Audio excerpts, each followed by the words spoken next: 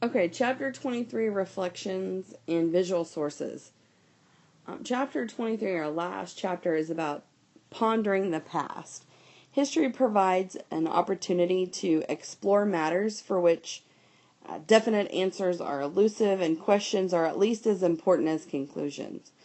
And in terms of suffering and compassion, common human experience, there's suffering derived in many cases from our own actions in this, or can this knowledge shape our behavior in the future? So can the study of past human suffering make us more compassionate individuals? And hope is another issue worth exploring. There's the deterioration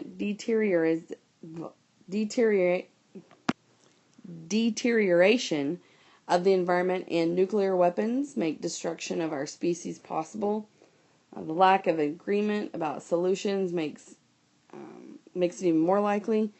But we have proved resilient in the past, and we are capable of doing good. Abolitionism, women's vote, addressing the inequalities of capitalism, overcoming of repressive communist regimes. So can we gain hope from studying the past? Is another important question. Humans face huge and perhaps existential threats, but they have overcome threats in the past.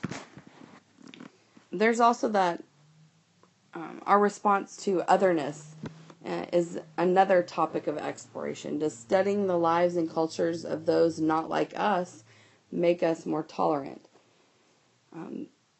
Most are inclined to be insular. All have limited experiences of other cultures, and history provides an opportunity to understand other peoples through time. And history can provide context and perspective even on our own limited experiences. And so wisdom is most certainly gained from world history. Does studying the history and the people of the world make us wiser and more sage?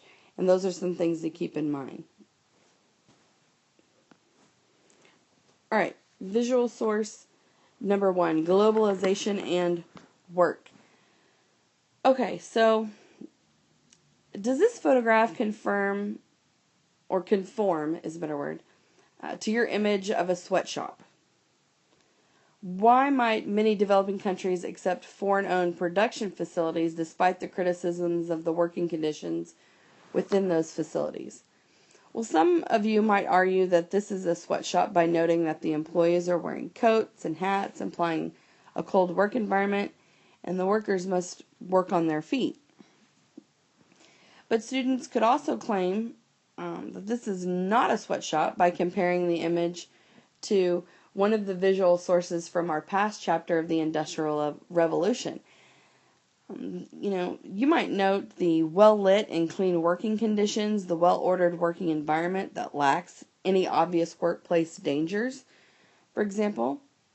In terms of why they might accept foreign-owned production facilities, the state gains revenues by taxing the factory. And so the enterprise provides work for people who otherwise have few job opportunities. And developing countries lack the capital and domestic companies to make those investments.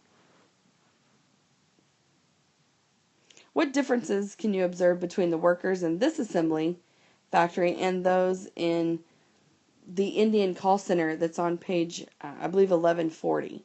What similarities might you identify? Well, the workers on page 1140 are engaged in a different type of labor, providing a service rather than a product. And they're in an office rather than a factory and are dressed differently.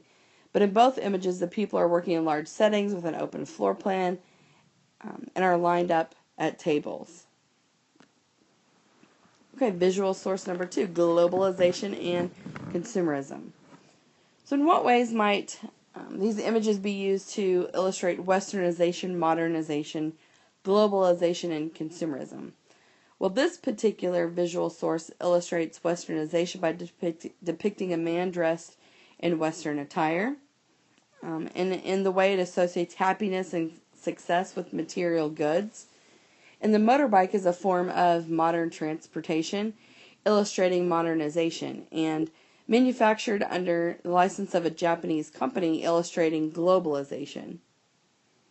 Now, the image illustrates consumerism by promoting the purchase of a motorbike, implies that happiness and success are wrapped up in the purchase of consumer items. All right, visual source number 3, globalization and protest. So how does this image reflect the concerns of globalization's many critiques? What political message does it convey? Well, the visual source reflects the concerns of opponents who believe the global economy is responsible for the great disparities of wealth in the world, and the concerns of those who object to the terms under which world trade is practiced and developed and distributed, as well as the concerns of the environmentalists who oppose the new global economy because of its impact on the environment.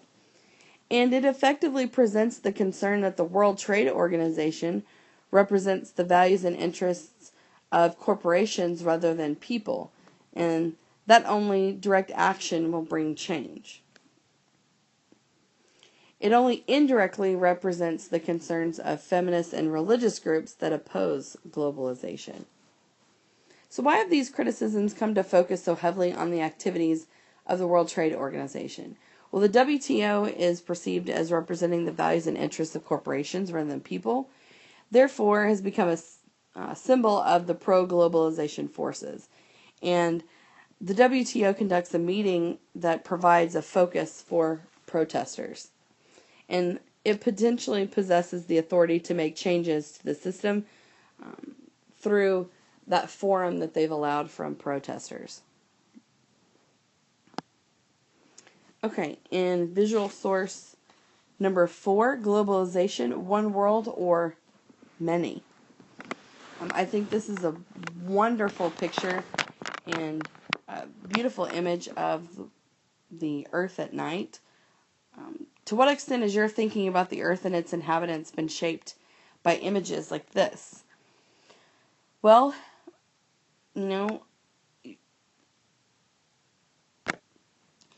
some of you might have looked at that first photograph, the image of the Earth, right, where we saw the Western Hemisphere, and you react to that and note several ways in which images like that help us conceive of the planet as a whole, rather than split into nations or states or other units.